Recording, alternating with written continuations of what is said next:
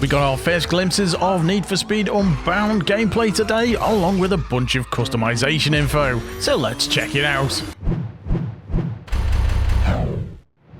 First up, we're going to be taking a little look at tags, which is the graffiti style artwork that you see attached to the cars in the game. The developers have intended tags to be a reflection of your personality and creativity, so that when you're driving around you're effectively painting the world with living graffiti. But if you're not a big fan of this art style, you can turn a lot of this off apart from basic smoke effects and light trails. Taking a closer look at one of the customization screens, you can see there's a criteria to fulfill to unlock a particular tag. Up in the top right hand corner you can see that we've now got car classes in the game, and this car is a class B. Next to that is the heat rating, which you'll build up heat as you race, and that makes the cops more interested in what you're doing, and we'll have more on cops coming soon, so make sure you subscribe for that. As well as the tags, there's a number of designer wraps to collect that you can also apply to the cars. In terms of mods, another new customization option coming to the game is the ability to cut out part of the bodywork to show the mechanical sections underneath. And as well as the cars, you'll also be able to customize your character with a number of different clothing items in the game. Not that this character looks particularly pleased about them. Onto the gameplay now, and we got to see a few short clips of the tags in action. These get enabled when you hit the boost on your car, and also when you do particular stunts.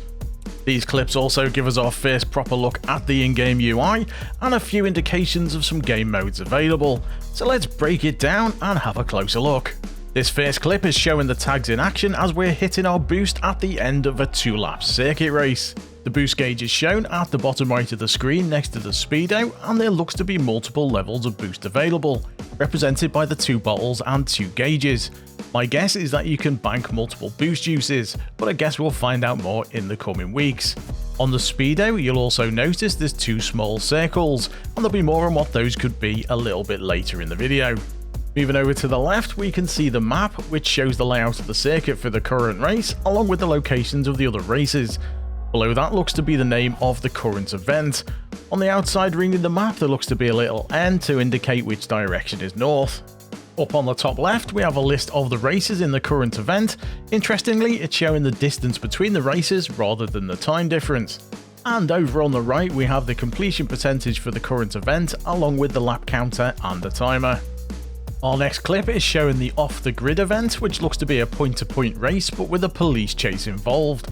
You can see the shield icons on screen showing the locations of the police cars, and the map is showing a red glow around the player to indicate that we're being hunted.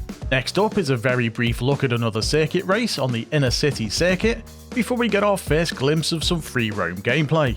A couple of things to note here: the top of the screen now shows our heat rating as we look to be involved in another police encounter. The car level is also shown, along with what looks like a police bounty.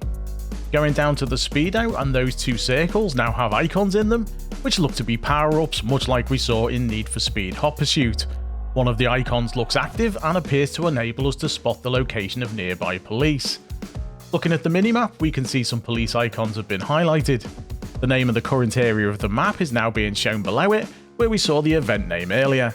The next few clips give us a quick look at 3 more point-to-point races, taking place in different areas of the map, before the trailer finishes with some more open-world gameplay showing how tags can change to match your actions.